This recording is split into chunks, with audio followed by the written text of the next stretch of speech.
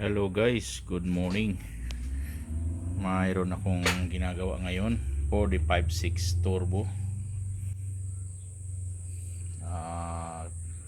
Mitsubishi Triton ito. Mitsubishi Triton 4x4. Yan, 2010.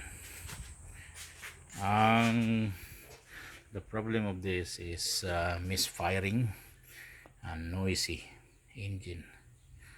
So when I hear that sounds, I know straight away that there is a problem on the engine. So the first thing I did is remove all the intake manifold and the rocker cover, and I had to susukatin ko siya sa pillar gauge ko, number 10. Sabi sa internet 0.25, number 10 din yun tapos 0.15 sa intake. So pero ako, iba yung diskarte ko. I will adjust it all 0.25. Naka-adjust na ako ng exhaust. So ano niya yung exhaust, ayan, eksakto lang siya, hindi siya ma-skip. Tapos naka-adjust na rin ako ng isang intake. So panoorin nyo, yan, isang intake na to, na-adjust ko na. Yan, ito hindi pa, kaya ayaw pumasok.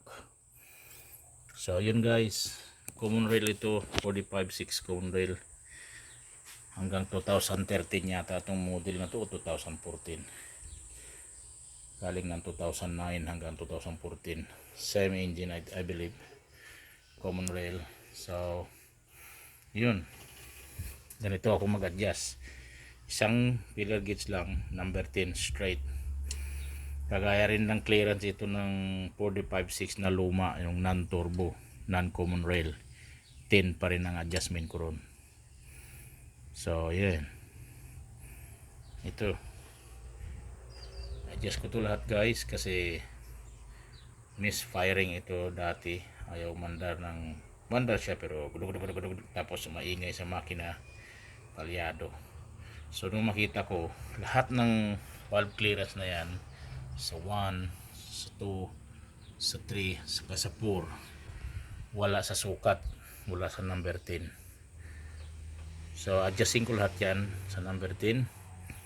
Tapos pag natapos ko na i-assemble ko, and then I will start the engine again, and I will let you see, because I have a believe myself as a mechanic that the problem only is the valve clearance.